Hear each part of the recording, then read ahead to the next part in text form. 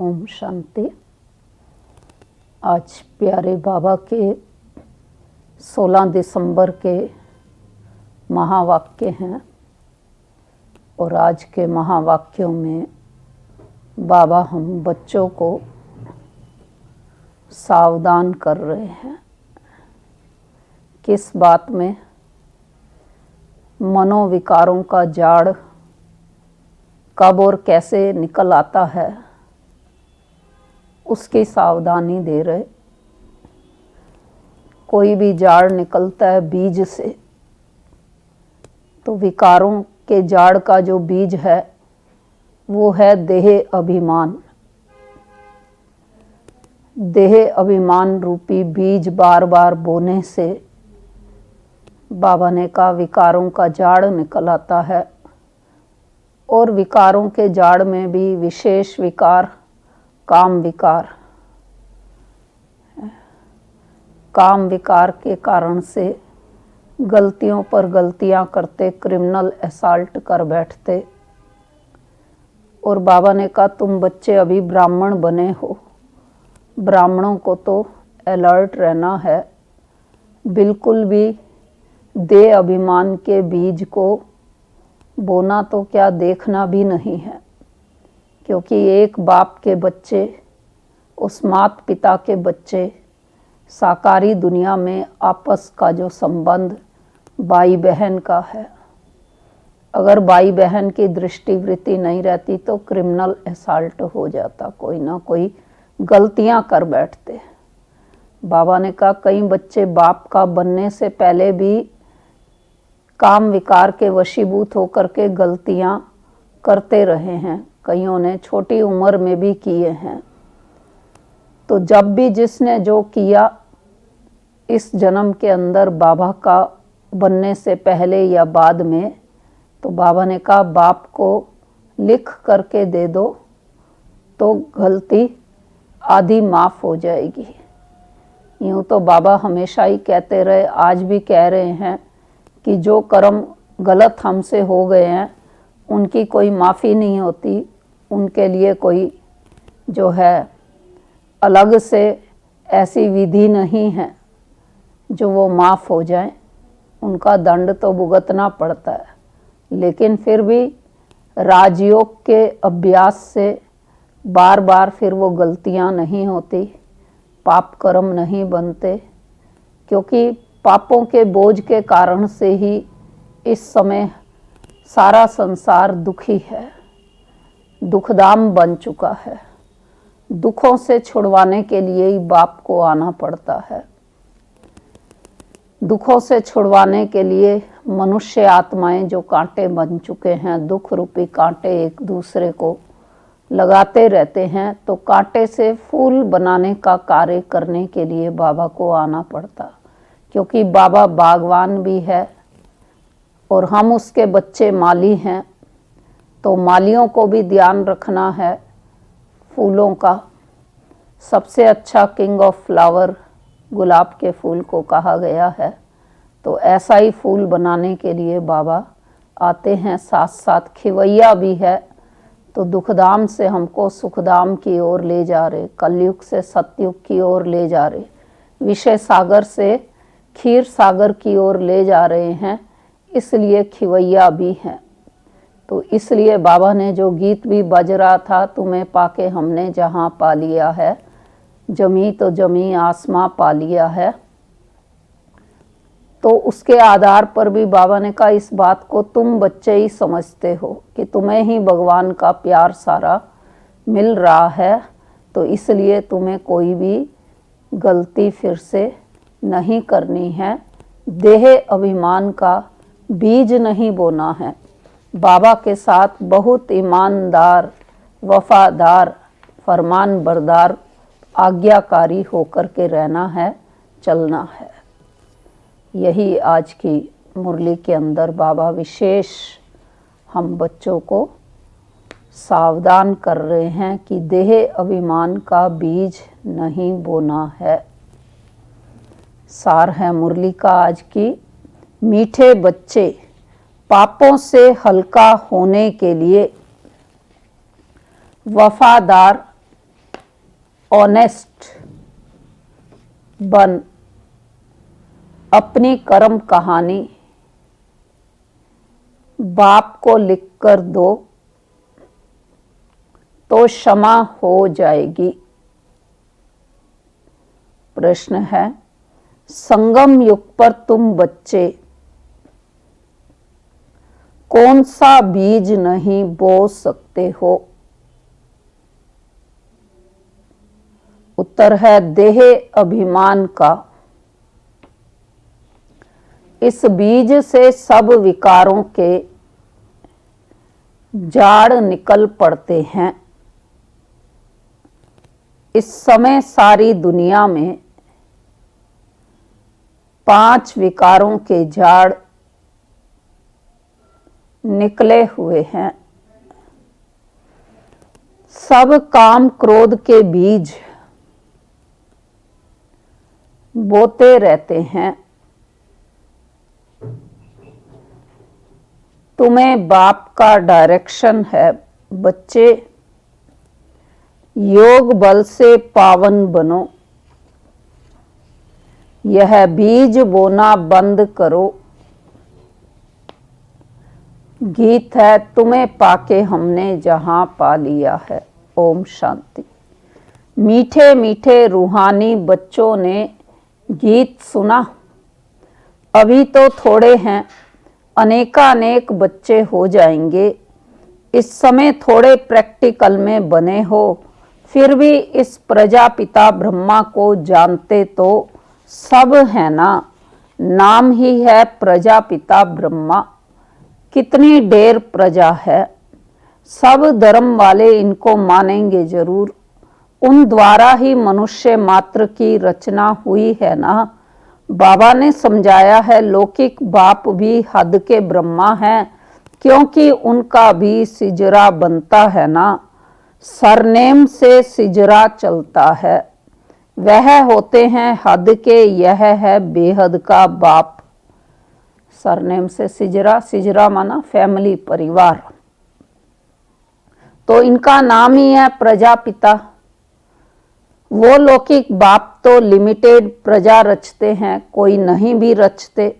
यह तो जरूर रचेंगे। ऐसे कोई कहेंगे कि प्रजापिता ब्रह्मा को संतान नहीं है। इनकी संतान तो सारी दुनिया है। पहले पहले है ही प्रजापिता ब्रह्मा। मुसलमान भी आदम बीबी जो कहते हैं, सो जरूर किसको तो कहते होंगे ना। एडम ईव, आदि देव आदि देवी, यह प्रजापिता ब्रह्मा के लिए ही कहेंगे। शास्त्रों में आता है ना, भगवान ने नया संसार रचने के लिए मानव को लिया था। मनु स्मृति में ये बात आती है कि नौका तैयार की थी और उसमें जो बैठे थे वो विनाश काल में बच गए थे। तो उसी मनु स्मृति में जिस मानव के लिए बात की गई है वो ही दादा लेखराज, जिसको भगवान ने प्रजापिता ब्रह्मा नाम दिया। और प्रजापिता ब्रह्मा का नाम ही जो है जैन फिलॉसफी में आदिदेव पड़ा, क्रिश्चियन फिलॉसफी में उसको एडम का कहा गया और मुस्लिम फिलॉसफी के अंदर उसको आदम नाम से पुकारा गया और हिंदू फिलॉसफी में प्रजापिता ब्रह्मा कहा गया। तो जो भी धर्म वाले हैं सब इनको मानेंगे। किसको? ब्रह्मा बाबा को। बरोबर एक है हद का बाप, दूसरा है बेहद का। यह बेहद का बाप है, बेहद का सुख देने वाला। तुम पुरुषार्थ भी करते हो बेहद स्वर्ग के सुख के लिए। यहाँ बेहद के बाप से बेहद के सुख का वर्षा पाने आए हो। स्वर्ग में बेहद का सुख, नरक में बेहद का दुख भी कह सकते हैं। दुख भी बहुत आने वाले हैं, हाय हाय करते रहेंगे। बाप ने तुमको सारे विश्व के आदि मध्य अंत का राज समझाया है। तुम बच्चे सामने बैठे हो और पुरुषार्थ भी करते हो। यह तो माता पिता दोनों हुए ना। इतने ढेर बच्चे हैं, बेहद के माता पिता से कभी कोई दुश्मनी रखेंगे नहीं। मात पिता से कितना सुख मिलता है। गाते भी हैं तुम मात पिता हम बालक तेरे, तुमरी कृपा ते सुख गनेरे। यह तो बच्चे ही समझते हैं, दूसरे धर्म वाले सब फादर को ही बुलाते हैं, मात पिता नहीं कहेंगे। सिर्फ यहाँ ही गाते हैं तुम मात पिता हम बालक तेरे। तुम बच्चे जानते हो हम मनुष्य से देवता, कांटे से फूल बन रहे हैं। बाप खिवैया भी है, बागवान भी है, बाकी तुम ब्राह्मण सब अनेक प्रकार के माली हो। मुगल गार्डन का भी माली होता है ना, उनकी पगार भी कितनी अच्छी होती है। दिल्ली में है मुगल गार्डन और उसमें गुलाब के फूल इन दिनों के अंदर बहुत ही अधिक आते हैं। तो मुगल गार्डन को बाबा याद कर रहा है कि कोई कोई माली कितने अच्छे अच्छे फूल बनाते हैं। फूलों में एक किंग ऑफ फ्लावर भी होता है। सतयुग में किंग क्वीन फ्लावर भी है ना। यहाँ भले महाराजा महारानी हैं परंतु फ्लावर्स नहीं हैं। पतित बनने से कांटे बन जाते हैं, रास्ते चलते चलते कांटा लगाकर भाग जाते हैं। अजामिल भी उनको कहा जाता है। सबसे ज्यादा भक्ति भी तुम करते हो। वाम मार्ग में गिरने वाले चित्र देखो कैसे कैसे गंदे बनाए हुए हैं। कहाँ पर दिखाया गया इस तरह से वाम मार्ग में गिरने के चित्र? जगन्नाथपुरी में दिखाया गया है। तो देवताओं के ही चित्र दिए हैं, अब वह हैं वाम मार्ग के, यानी विकारी मार्ग को अपनाया देवी देवताओं ने भी, ये दिखाया गया है। तो अभी तुम बच्चों ने यह बातें समझ ली हैं। तुम अभी ब्राह्मण बने हो, हम विकारों से बहुत बहुत दूर जाते हैं। ब्राह्मणों में भाई बहन के साथ विकार में जाना यह तो बड़ा क्रिमिनल असॉल्ट हो जाए, नाम ही खराब हो जाता है। इसलिए छोटेपन से ही कुछ खराब काम किया है तो वह भी बाबा को सुनाते हैं तो आधा माफ हो जाता है। याद तो रहता है ना फलाने समय यह हमने गंदा काम किया, बाबा को लिख कर देते हैं। जो बहुत वफादार ऑनेस्ट होते हैं वह बाबा को लिखते हैं, बाबा हमने यह गंदा काम किया, क्षमा करो। बाप कहते हैं, क्या कहेंगे बाबा? क्षमा तो होती नहीं, बाकी सच बताते हो तो वह हल्का हो जाएगा। ऐसे नहीं भूल जाता है, भूल नहीं सकता। आगे फिर ऐसा कोई काम ना हो उसके लिए खबरदार करता हूँ, बाकी दिल खाती जरूर है। कहते हैं वाम मार्ग में, कहते हैं बाबा हम तो अजामिल थे, इस जन्म की ही बात है, यह भी अभी तुम जानते हो। कब से वाम मार्ग में आकर पाप आत्मा बने हो। वाम मार्ग माना विकारी मार्ग, और कितने समय पहले द्वापर युग में शुरू हुआ, आज से 2500 साल पहले। तो इसलिए बाबा कह रहे हैं कि कब से वाम मार्ग में आकर पाप आत्मा बने हो। अब बाप फिर तुमको पुण्य आत्मा बनाते हैं। पुण्य आत्माओं की दुनिया ही अलग है। भले दुनिया एक ही है परंतु समझ गए हो कि दो भाग में है। भले दुनिया एक है परंतु फिर भी दो भाग में है। एक है पुण्य आत्माओं की दुनिया जिसको स्वर्ग कहा जाता है, दूसरी है पाप आत्माओं की दुनिया जिसको नरक दुखधाम कहा जाता है। सुख की दुनिया और दुख की दुनिया। दुख की दुनिया में सब चिल्लाते रहते हैं। कैसी चिल्लाट है कि हमको लिबरेट करो, अपने घर ले जाओ। यह भी बच्चे समझते हैं कि घर में जाकर बैठना नहीं है, फिर पार्ट बजाने आना है। इस समय सारी दुनिया पतित है। अभी बाप द्वारा तुम पावन बन रहे हो। एम ऑब्जेक्ट सामने खड़ी है और कोई भी यह एम ऑब्जेक्ट नहीं दिखाएंगे कि हम यह बन रहे हैं। बाप कहते हैं बच्चे तुम यह थे, अब नहीं हो। पूज्य थे, अब पुजारी बन गए हो, फिर पूज्य बनने के लिए पुरुषार्थ चाहिए। बाप कितना अच्छा पुरुषार्थ कराते हैं, यह बाबा समझते हैं ना। क्या समझते हैं ब्रह्मा बाबा?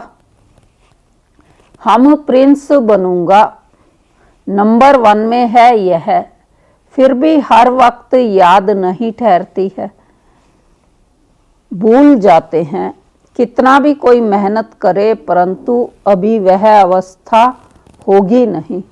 कर्मातीत अवस्था तब होगी जब लड़ाई का समय होगा।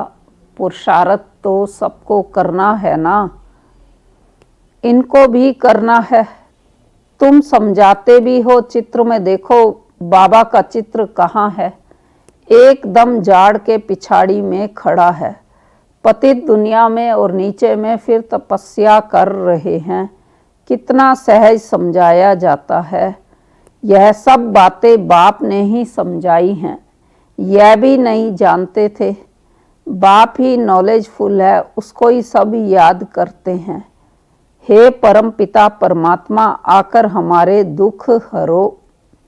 ब्रह्मा विष्णु शंकर तो देवताएं हैं। मूल वतन में रहने वाली आत्माओं को देवता थोड़े ही कहा जाता है। ब्रह्मा विष्णु शंकर का भी राज बाप ने समझाया है। ब्रह्मा लक्ष्मी नारायण यह तो सब यहाँ ही है ना। सूक्ष्म वतन का सिर्फ तुम बच्चों को अभी साक्षात्कार होता है। यह बाबा भी फरिश्ता बन जाते हैं। यह तो बच्चे जानते हैं कि जो सीढ़ी के ऊपर में खड़ा है वही फिर नीचे तपस्या कर रहे हैं। चित्र में बिल्कुल क्लियर दिखाया है। वह अपने को भगवान कहाँ कहलाते हैं। यह तो कहते हैं हम वर्थ नाटे पैनी थे तत्त्वम, अभी वर्थ पाउंड बन रहे हो तत्त्वम। कितनी सहज समझने की बातें हैं। कभी कोई बोले तो कहो देखो यह तो कलयुग के अंत में खड़ा है ना। बाप कहते हैं जब जर्जरी भूत अवस्था वानप्रस्थ होती है तब मैं इनमें प्रवेश करता हूँ। अभी राजयोग की तपस्या कर रहे हैं। अभी क्या कर रहे हैं? सभी राजयोग की तपस्या कर रहे हैं। तपस्या करने वाले को देवता कैसे कहेंगे? राजयोग सीखकर यह बनेंगे। तुम बच्चों को भी ऐसा ताज वाला बनाते हैं ना, यह सो देवता बनते हैं।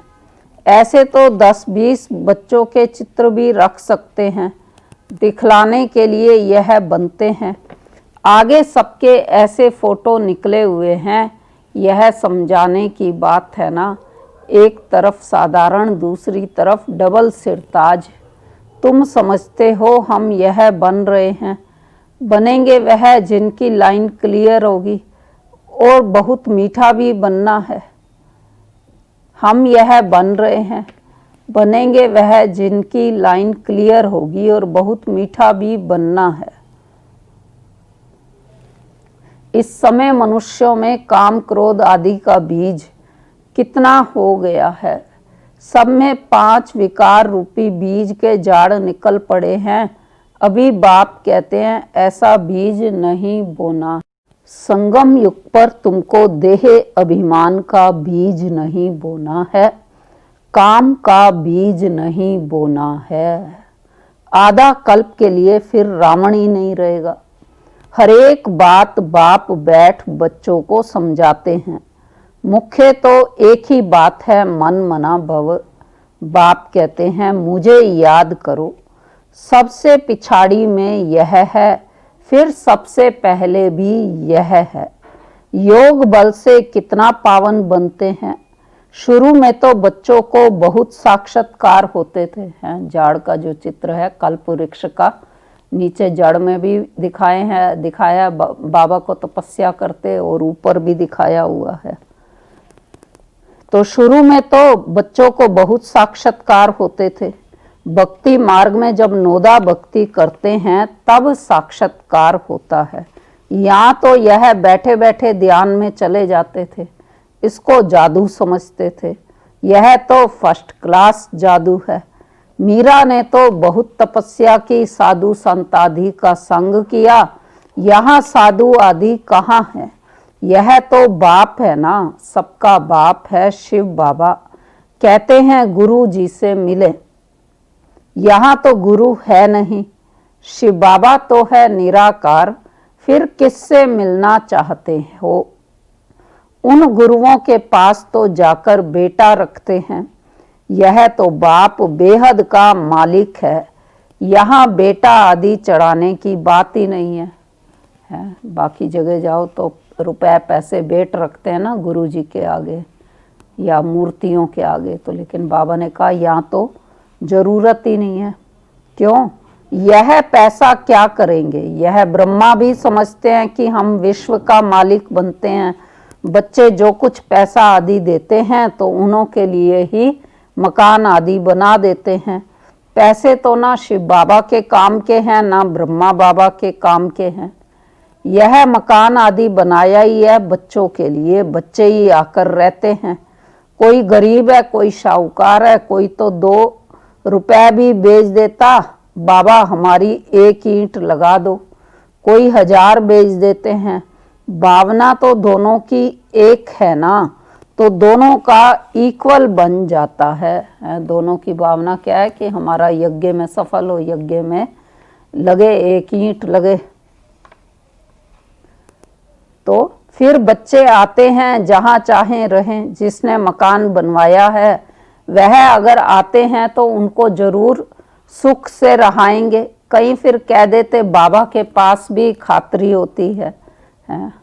तो कहीं नेगेटिव थॉट वाले तो होते ही है ना, तो उनको विचार आ जाता कि यहाँ भी बाबा पार्शलिटी करते हैं, खातरी करते हैं। तो बाबा कह रहे अरे वह तो जरूर करनी पड़ेगी ना। कोई कैसे है, कोई तो कहाँ भी बैठ जाते हैं, कोई बहुत नाजुक होते हैं, विलायत में रहने वाले, बड़े बड़े महलों में रहने वाले होते हैं। हर एक नेशन में बड़े बड़े शाहूकार निकलते हैं तो मकान आदि ऐसे बनाते हैं। यहाँ तो देखो कितने ढेर बच्चे आते हैं और किसी बाप को ऐसे ख्याल थोड़े ही होंगे करके 10, 12, 20 पोतरे पोतरियां हों। अच्छा किसको 2000, 200, 500 भी हों तो इनसे ज़्यादा तो नहीं होंगे ना। बाबा ने 10, 20 से गिनती करते करते कहा 200, 500 भी हों किसी के दोते पोते तो भी जो है, या बच्चे तो, लेकिन ब्रह्मा बाबा शिव बाबा से ज़्यादा तो नहीं होंगे। यहाँ तो देखो कितने ढेर बच्चे आते हैं। तो इस बाबा की फैमिली तो कितनी बड़ी है, और ही वृद्धि को पानी है। यह तो राजधानी स्थापन हो रही है। बाप की फैमिली कितनी बड़ी, कितनी बनेगी। फिर प्रजापिता ब्रह्मा की फैमिली कितनी हो गई है। कल्प कल्प जब आते हैं तब ही वंडरफुल बातें तुम्हारे कानों में पड़ती हैं। बाप के लिए ही कहते हो ना कि हे प्रभु तुम्हारी गतमत सबसे न्यारी शुरू होती है। भक्ति और ज्ञान में फर्क देखो कितना है। बाप तुमको समझाते हैं स्वर्ग में जाना है तो दैवी गुण भी धारण करने चाहिए। अभी तो कांटे हैं ना, गाते रहते हैं मुझ निर्गुण हारे में कोई गुण नहीं। बाकी 5 विकारों के अवगुण है, रावण राज्य है। अभी तुमको कितनी अच्छी नॉलेज मिलती है। यह नॉलेज इतनी खुशी नहीं देती है जितनी यह है। तुम जानते हो हम आत्माएं ऊपर मूल वतन में रहने वाली हैं। सूक्ष्म वतन में ब्रह्मा विष्णु शंकर वह भी साक्षात्कार होता है कि ब्रह्मा भी यहाँ है, लक्ष्मी नारायण भी यहाँ के हैं। यह सिर्फ साक्षात्कार होता है। व्यक्त ब्रह्मा सो फिर सूक्ष्म वतन वासी ब्रह्मा फरिश्ता कैसे बन जाते हैं वह निशानी है, बाकी है कुछ नहीं। अभी तुम बच्चे सब बातें समझते जाते हो, धारणा करते जाते हो। नई बात नहीं है। तुम अनेक बार देवता बने हो, डीटी राज्य था ना। यह चक्र फिरता रहता है। यह विनाशी ड्रामा होता है। यह है अनादि अविनाशी ड्रामा। यह तुम्हारे सिवाय और कोई की बुद्धि में नहीं है। यह सब बातें बाप बैठ समझाते हैं। ऐसे नहीं कि परंपरा से चला आया है। कई समझते ना भाई ये ज्ञान भी परंपरा से चलता आता है, लेकिन बाबा ने कहा नहीं।